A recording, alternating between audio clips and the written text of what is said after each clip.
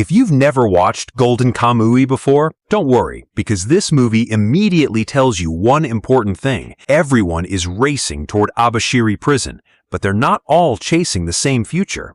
Golden Kamuy, Assault on Abashiri Prison, continues the live-action adaptation by bringing multiple rival factions to one location, where the mystery surrounding the stolen Ainu gold and the truth connected to Noperabo finally become the driving force of the story. What impressed me first wasn't the action, it was the confidence of the filmmaker. Instead of rushing into non-stop fights, director Kenji Katagiri spends time building tension through the setting, the characters, and the feeling that every group arriving at Abashiri has something important to lose. That decision makes the movie feel more like a suspense-driven historical thriller than a typical action blockbuster. Visually, this is probably the strongest aspect of the film. The snowy landscapes of Hokkaido feel harsh rather than romantic, and Abashiri Prison itself looks intimidating without relying on exaggerated visual effects. According to the film's official production information, the story builds toward a major confrontation inside the prison, and the setting becomes the center of the conflict, rather than just another backdrop. The performances also help ground the movie. Kento Yamazaki once again brings determination and resilience to Sugimoto, while Ana Yamada gives Asirpa a calm confidence that keeps her at the emotional center of the story. Their partnership continues to work because neither character overshadows the other. Sugimoto provides the physical determination, while Asirpa brings knowledge, purpose, and a cultural perspective that's essential to understanding why this journey matters in the first place. One thing I genuinely appreciated is that the movie doesn't reduce its conflict to simple heroes versus villains. Every major faction has different motivations, and that makes the tension much more interesting.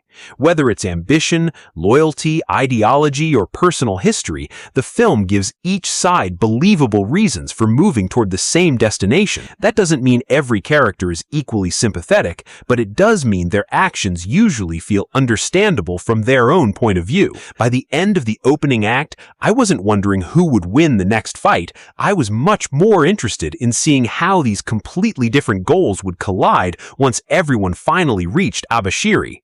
For me, that's a sign of a movie that's trying to engage the audience through strong storytelling instead of relying only on spectacle.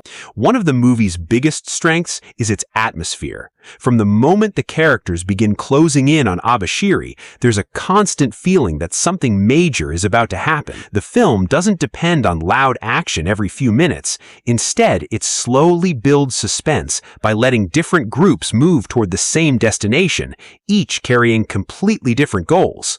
That steady buildup kept me invested because the tension comes from uncertainty rather than constant fighting. I also think the production design deserves a lot of credit.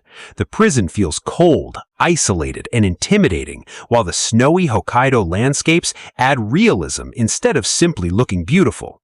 The locations never feel like movie sets. They help create the mood and make the historical setting believable. Performance-wise, Kento Yamazaki continues to make Sugimoto a very likable lead. He doesn't play the character as an unstoppable superhero. You can still see determination, exhaustion, and genuine concern for the people around him, which makes his performance feel much more human. Ana Yamada also delivers another strong performance as Asirpa. Her quiet confidence and connection to the Ainu culture continue giving the story an emotional foundation beyond the search for hidden gold. Another thing I appreciated is that the movie respects its historical setting. Rather than using the Meiji-era backdrop only for costumes and scenery, it allows that period to influence the characters, their beliefs, and the conflicts driving the story forward. That gives the movie more depth than a typical treasure-hunting adventure. At the same time, I do think this movie works best if you've already seen the previous Golden Kamuy live-action chapter, or you're familiar with the series. The filmmakers don't spend a lot of time reintroducing every relationship, and that confidence is great for returning fans. However, completely new viewers may need a little time before they fully connect with every character and every faction. That's not necessarily a flaw, but it's something worth knowing before you watch.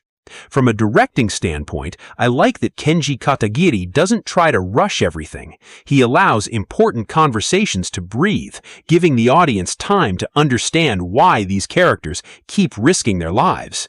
That balance between quieter character moments and larger-scale conflict makes the movie feel more mature than many action-driven adaptations.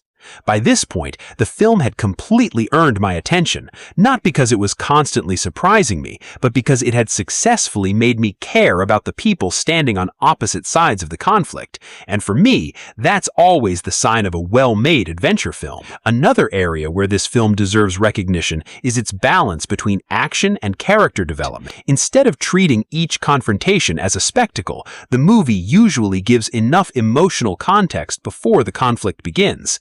That approach makes the action feel meaningful because every major decision is connected to a personal goal rather than existing only to entertain the audience. I also liked how the supporting characters continue to play important roles instead of becoming background figures.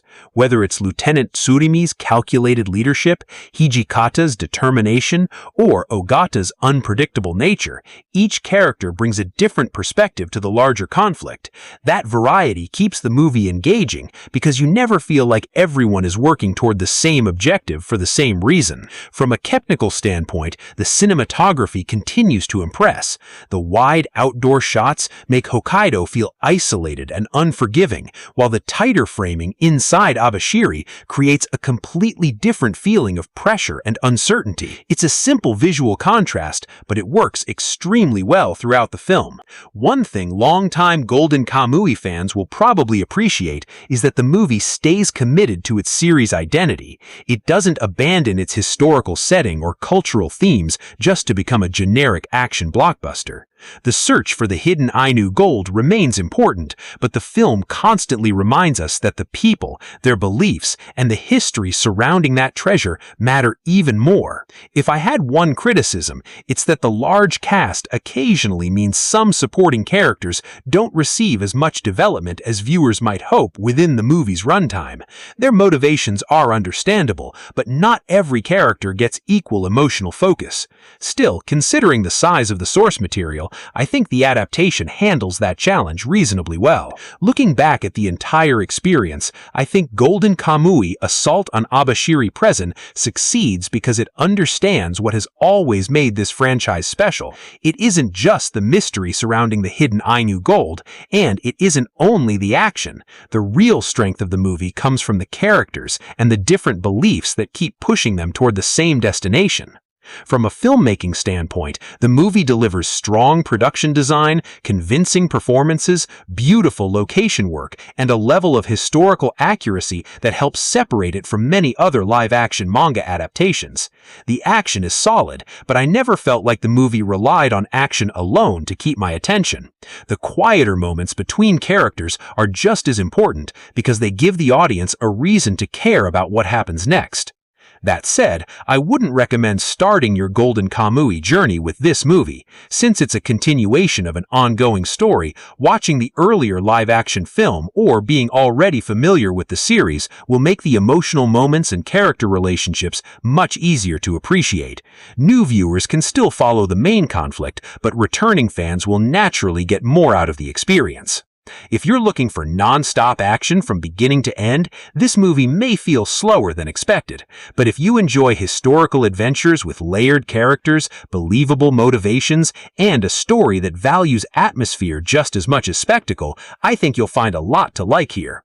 For me, Golden Kamuy Assault on Abashiri Prison is a strong continuation of the live-action series. It respects its source material, remains visually impressive, and continues building the world without losing sight of the emotional connection between its central characters. My final rating is 8.8 out of 10.